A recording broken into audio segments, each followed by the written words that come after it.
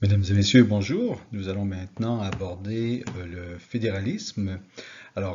Cette vidéo a pour objectif de nous donner les critères de base de ce qu'est une fédération pour que nous puissions, au cours d'études suivantes, voir si la Constitution canadienne répond à ces critères de base.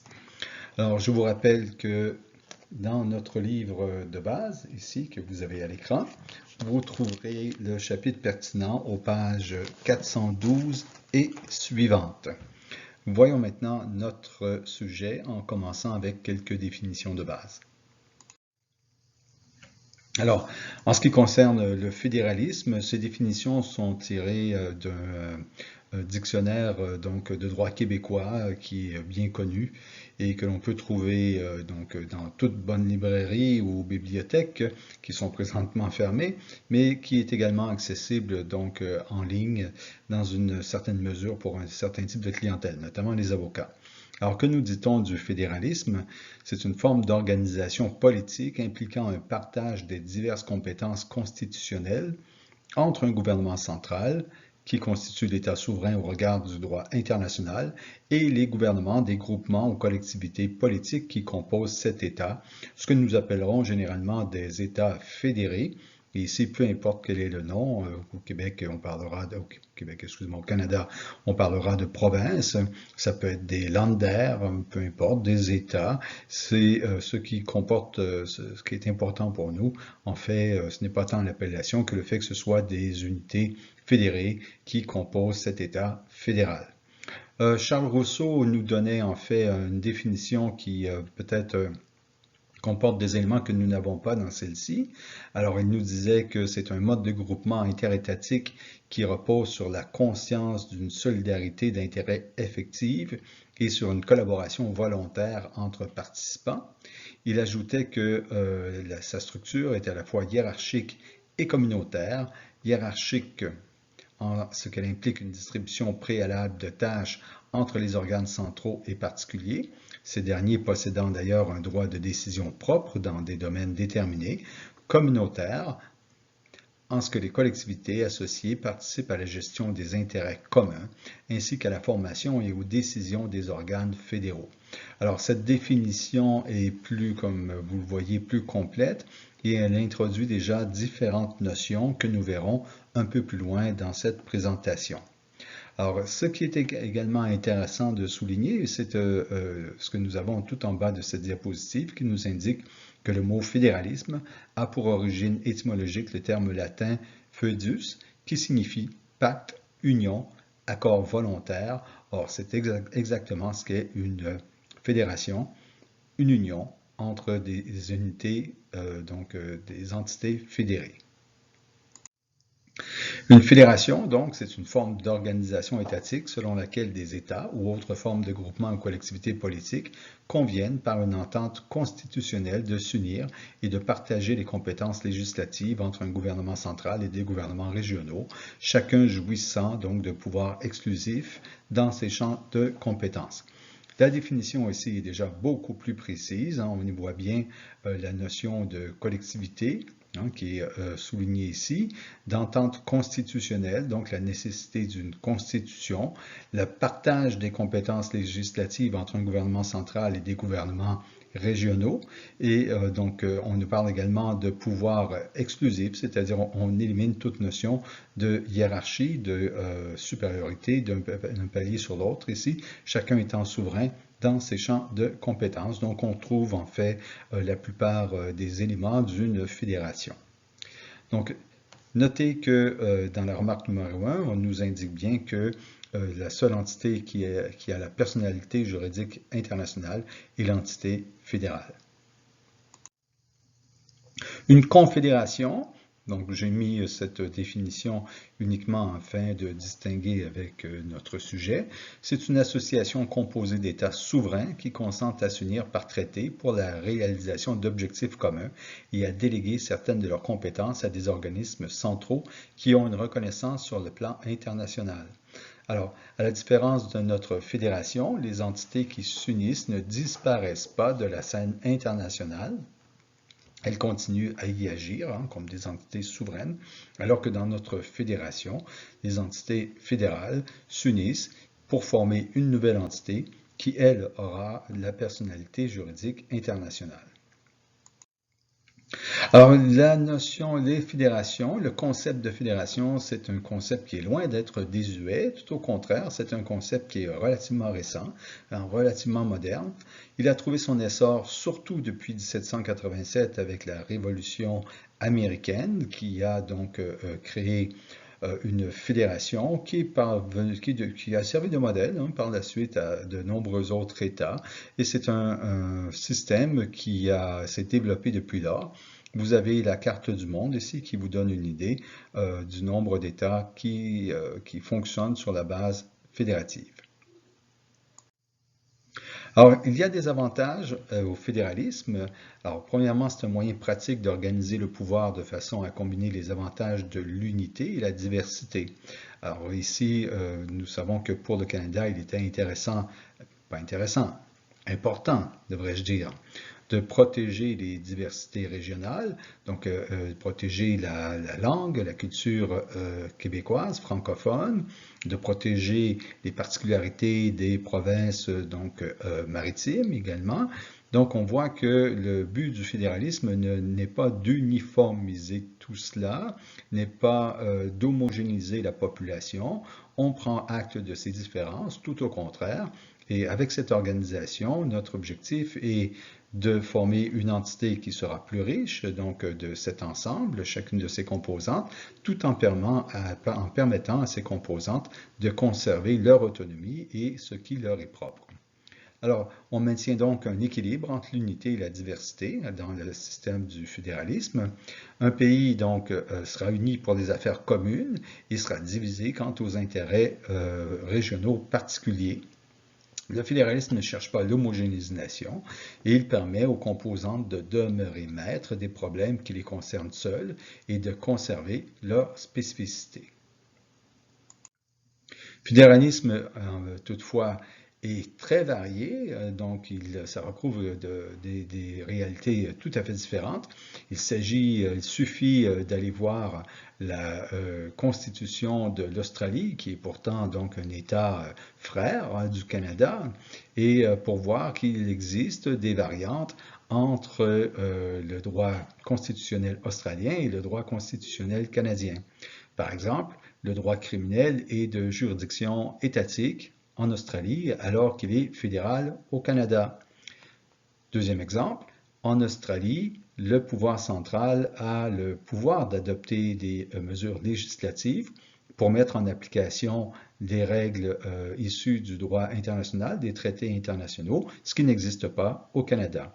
Donc, il n'existe aucun modèle qui soit véritablement prescriptif du fédéralisme. En d'autres mots, pour se prétendre être un État fédéral, il n'est pas nécessaire d'avoir un modèle, de suivre un modèle qui serait imposé à tous.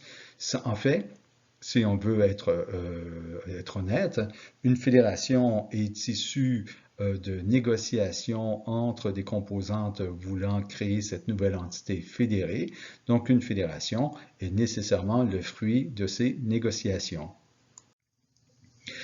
Par contre, il y a des données de base que l'on trouvera, donc, et on sait qu'une des premières notions que l'on doit retrouver, c'est une souveraineté partagée entre le pouvoir fédéral et les pouvoirs fédérés. Donc, un dualisme et une autonomie des parties, c'est-à-dire qu'il ne doit pas y avoir de hiérarchie, les États doivent être souverains dans leur domaine, le pouvoir fédéral doit être souverain également dans son domaine. Il doit y avoir une certaine interaction entre les ordres de gouvernement qui se partagent la souveraineté interne. Alors tout ça sont des notions que nous verrons un petit peu plus tard, mais il doit y avoir un minimum des mécanismes prévoyant donc ou permettant le dialogue entre les différentes entités donc de l'État fédéral. Il doit y avoir donc une coordination et non pas une subordination pour réduire les oppositions et atteindre certains buts communs. Alors ici, la question se pose, trouvons-nous cela, par exemple, au Canada, dans la Constitution, que ce soit la loi constitutionnelle de 1867 ou la loi constitutionnelle de 1982. Alors, S'il n'y a pas de modèle qui s'impose à tous, il y a tout de même des caractéristiques que l'on doit retrouver dans l'État fédéral pour pouvoir prétendre qu'il s'agit effectivement d'un État fédéral. Alors, la première caractéristique, vous le voyez à l'écran, ce sont deux paliers égaux. Le terme égaux ici étant essentiel donc dans cette affirmation. Alors, l'État fédéral implique donc une architecture à double niveau, puisque la souveraineté interne y est divisée. Aucun des deux ordres de gouvernement n'est subordonné juridiquement à l'autre, et les gouvernements sont égaux et disposent d'une autorité suprême et souveraine, à l'intérieur des champs de compétences que la Constitution leur attribue. Le Québec n'a pas besoin de demander la permission du législateur fédéral lorsqu'il veut légiférer dans les domaines qui relèvent de sa compétence, par exemple. Il faut également une constitution, on n'a pas le choix, puisqu'on parle tout de même d'un système qui est complexe. Il y a deux paliers gouvernementaux, le palier fédéral et les paliers des États fédérés. Il peut y avoir de nombreux États fédérés. Au Canada, nous en avons donc 10. Ce n'est pas énorme si on pense aux États-Unis où on en retrouve une cinquantaine. Donc, il doit y avoir une constitution qui va organiser le fonctionnement de toute cette belle structure. Et j'ajouterai que très certainement, cette constitution doit être écrite. Alors, au Canada, on trouve d'ailleurs une certaine originalité à cet égard, puisque notre constitution est en grande partie écrite, pas totalement, mais en grande partie écrite. Et dans un des premiers textes, le texte le plus fondamental qui a démarré, qui a créé notre fédération, dans le préambule de la loi constitutionnelle de 1867, on fait référence à cette constitution britannique de laquelle on s'aspire.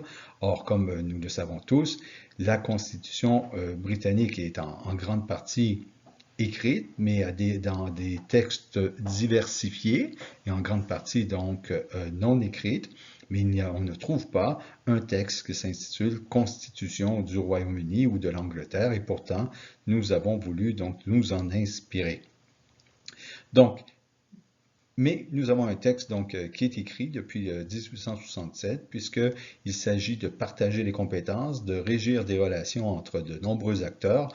On conçoit mal comment le tout pourrait se faire sans qu'il n'y ait des règles du jeu claires qui soient donc déterminées préalablement et qui soient sur papier pour que tout le monde puisse les connaître.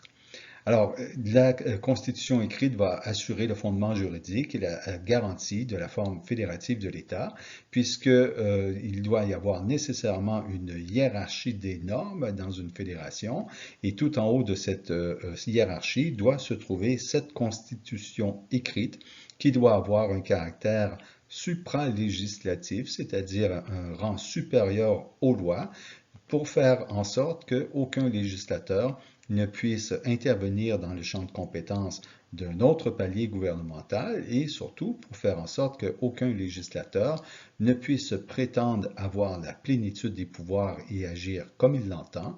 Ce législateur doit respecter les règles du jeu qui ont été établies au départ, ces règles du jeu étant donc dans la Constitution qui doit permettre à un arbitre indépendant que nous verrons plus loin de contrôler l'activité des différents acteurs et éventuellement de déclarer ces activités nulles lorsqu'elles seront incompatibles avec le texte de rang supérieur. Une distribution des compétences, nécessairement, donc c'est ce que l'on retrouve dans notre loi constitutionnelle de 1867, donc en grande partie.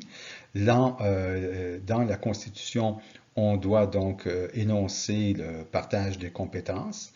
Il doit y avoir également, et je le disais, on doit faire en sorte, s'assurer qu'aucun palier ne puisse modifier ses champs de compétences à sa guise. Donc, en plus de cela, on doit avoir une formule d'amendement qui soit complexe, rigide, pour ne permettre à aucun palier d'agir à sa guise. Et cette formule d'amendement doit nécessairement, vous l'aurez compris, impliquer les deux paliers gouvernementaux, soit le fédéral et les différentes provinces. Quelle sera la formule pour la reconnaissance donc des consentements? Bon, cela dépend, ce sera à définir. Je vous ai dit qu'il n'y a aucun modèle pour rédiger une constitution d'un État fédéral. On déterminera donc quels sont les degrés de consentement. Et je vous renvoie à la loi constitutionnelle de 1982 qui nous énonce, qui indique les modalités pour amender la Constitution du Canada. Et comme vous le savez, ça peut aller de relativement facile à très difficile. Il doit y avoir donc un mécanisme d'arbitrage neutre, puisqu'il y a répartition des compétences entre différents paliers gouvernementaux. Bon, on peut tout à fait considérer que même dans la situation où tous les acteurs décidaient de respecter les règles, d'agir suivant le contrat social qui a été conclu au départ, il pourrait quand même y avoir des mésententes dans l'interprétation de la Constitution. Il nous faudra donc un arbitre neutre. D'ailleurs, ici, j'ai été un peu plus loin, j'ai dit neutre, impartial et indépendant, qui puisse donc régler toutes les questions d'ordre constitutionnel. Il peut y avoir deux modèles qui sont généralement reconnus ici.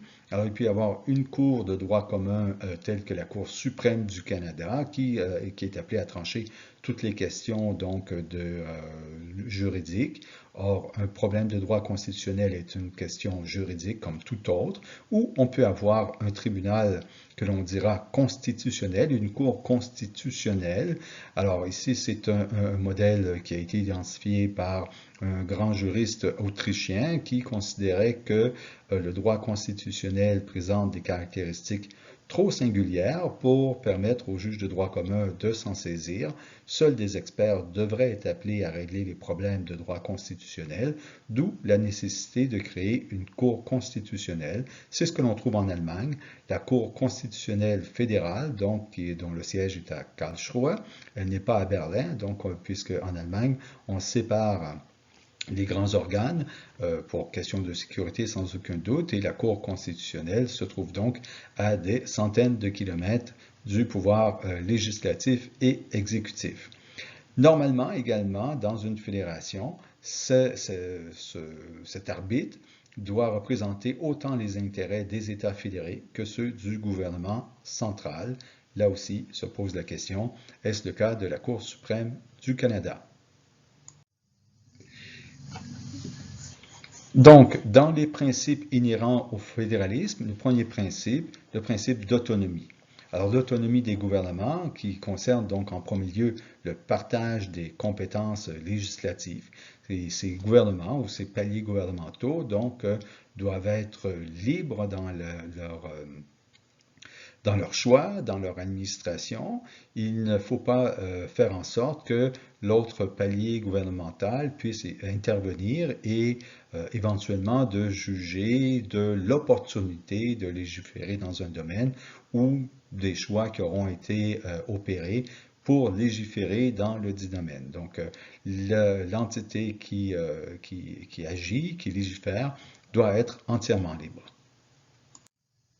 Aucun ordre de gouvernement, donc, n'est subordonné à l'autre dans l'exercice de ses compétences exclusives. Leurs actes doivent faire l'objet ni d'un contrôle de légalité, ni d'un contrôle d'opportunité par l'autre autorité législative. C'est autre chose, là, ici, on se comprend bien, c'est autre chose que le contrôle de constitutionnalité que l'on connaît donc régulièrement au Canada. Ici, ce serait véritablement le législateur, le Parlement fédéral, par exemple, qui aurait le droit de suspendre une loi adoptée par une législature provinciale, quelle qu'elle soit, donc pour des questions tout simplement d'opportunité, c'est-à-dire qu'on ne considérerait pas qu'il soit approprié pour cette province d'adopter cette loi, donc pourrait la suspendre, éventuellement l'étudier et qui sait aller jusqu'à la déclarer inopérante. C'est ce dont on parle ici. On ne parle pas d'un contrôle de constitutionnalité qui est tout à fait autre chose et qui par ailleurs est fait par donc, notre arbitre judiciaire. Donc, il doit pour chaque matière n'y avoir qu'une seule autorité compétente. Le principe de participation, deuxième principe fondamental, essentiellement, ce que nous avons, c'est une entité qui se compose de nombreux États fédérés. Donc, ces États fédérés devraient normalement avoir la possibilité d'agir dans la prise de décision au niveau fédéral. Après tout, le niveau fédéral agit pour le bénéfice et les avantages de toute la population et de chacune des composantes fédérées. Il est étonnant, il serait étonnant que ces composantes fédérées ne puissent pas faire valoir leur point de vue, ne puissent pas dire quel est justement leur intérêt. Et pour ce, il doit y avoir nécessairement un système donc de coopération pour que les États fédérés puissent participer aux prises de décision fédérales. Les entités fédérées donc doivent avoir droit au chapitre dans la gestion des intérêts communs et généralement, c'est le dernier paragraphe que vous avez dans cette diapositive, généralement cette participation donc au processus législatif fédéral s'exprime par l'entremise d'une seconde chambre législative où sont représentées les composantes de la fédération. En d'autres mots, si ce n'est pas le cas ici au Canada, et nous le verrons donc plus loin, en d'autres mots, ici, ce serait le Sénat qui se composerait non pas de personnes qui sont choisies par le gouverneur général, mais qui se composerait de personnes représentant les provinces. Et si on prend l'exemple de la loi fondamentale allemande, ce serait en fait des personnes qui sont issues du gouvernement de chacune des provinces et désignées par le dit gouvernement pour aller siéger au Sénat. C'est ce type de structure dont on parle et je viens de vous dire, cela nous est inconnu au Canada. Le principe de coopération, alors toujours dans la même logique, puisque dans un État fédéral, on trouve plusieurs composantes, de nombreuses composantes, et tout le monde doit travailler pour le bien-être commun, donc il doit y avoir coopération.